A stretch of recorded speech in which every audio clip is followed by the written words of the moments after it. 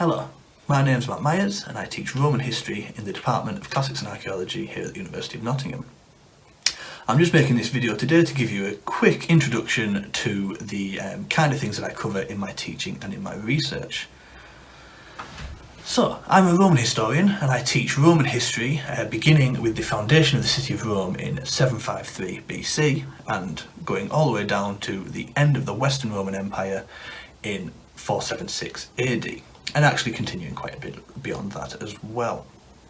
So within this very broad period of Roman history, the time that I'm most interested in is the transition between Republic and Empire. So the period in which the Roman world moves from being ruled by the Senate and a kind of semi-democratic form of government into the Empire and being ruled by emperors. So this is the period from the 1st century BC down to the end of the 1st century AD. And within this time frame, what I'm most interested in is the role of violence.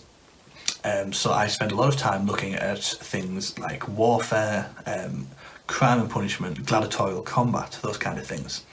And I think a lot about how these issues are represented in Roman literature and in Roman art and in the works of Roman historical writers.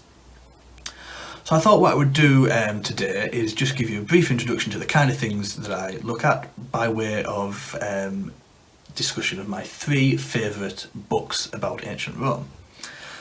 So the first of which is this one.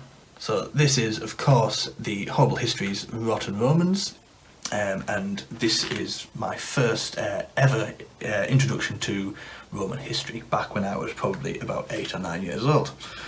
And I hadn't looked at this book for a long time. I pulled it off the shelf today and it turns out that it is very closely aligned to my current interests in the ancient world. I think subconsciously I've followed the content of this book quite closely in my teaching and in my research.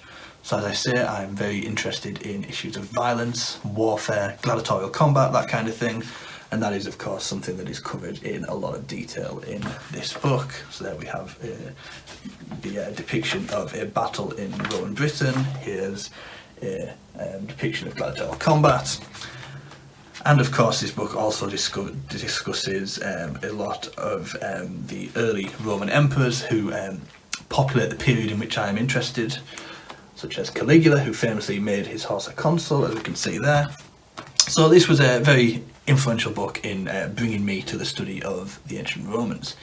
And it also introduced me to some of my favourite ancient sources, the first of which is this one. So this is the 12 Caesars by Suetonius. So Suetonius is a Roman biographer, and his 12 Caesars are lives of the early Roman emperors, beginning with Julius Caesar and ending with the Emperor Domitian. Now what makes Suetonius really valuable as a historical source is that he was not just a writer but also a politician, and he was the secretary to the Emperor Hadrian. And this meant that he had unprecedented access to the imperial archives and to court documents. And so he had access to a lot of primary sources that modern historians just don't have. And so this makes him incredibly valuable for studying this period of Roman history. But he's also really interesting from a literary perspective because he's not afraid to bring in rumour and unsubstantiated claims if it will help him depict his subject in a certain way. And so issues of literary style and characterisation are just as important in studying Suetonius as they are in studying in literary genres such as poetry and drama. And Suetonius is not just important as a historical source but also as a piece of literature. And the same is true of other ancient historians, particularly my favourite ancient historian, and that is Tacitus. And you can see just how much I love Tacitus by the amount of sticky notes sticking out of my books there. So Tacitus is another Roman historian who is writing around the same time period as Suetonius, maybe 5 to 10 years before Suetonius was writing. And he deals with pretty much the same period of history. He's writing about the early Roman emperors. His Annals is his most famous work, and that deals with the emperors from Augustus to Nero. But what I want to talk to you today about is Tacitus' Histories, which I think are often overlooked, but are actually some of his best work. So the Histories are a narrative of the aftermath of the suicide of the Emperor Nero. So in June of AD 68, the Emperor Nero was the victim of a conspiracy and he was forced to commit suicide.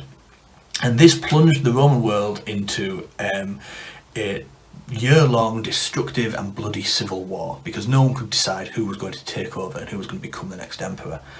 And there were 4 different people who claimed the throne, and they fought this civil war throughout the Roman Empire and Italy itself. And this is a war that is now called the Year of the 4 Emperors. And this is the subject of the surviving portions of Tacitus' Histories. And what I find most fascinating about Tacitus' narrative of this war in the Histories is his focus on the emotional experiences of the participants. So Tacitus is a really valuable source for the insight he gives us into people's reactions to and experiences of violence and warfare in ancient Rome. Some of his most poignant and moving passages depict soldiers in the aftermath of battles kind of lamenting the loss of life and the senseless violence that they've just taken part in. And often what is really interesting is the reactions of these soldiers are contrasted with the emotional state and the reactions of their generals and commanders, who tend to exult in the violence and are unable to see the inherent sadness in the situation. So Tacitus gives us a really interesting insight into the differing reactions to violence among different levels of society in ancient Rome. So I could talk to you about Tacitus all day, and maybe I will in another video, but for now I think we'll leave it there, and I will just end by saying I hope to see as many of you as possible very soon in Nottingham.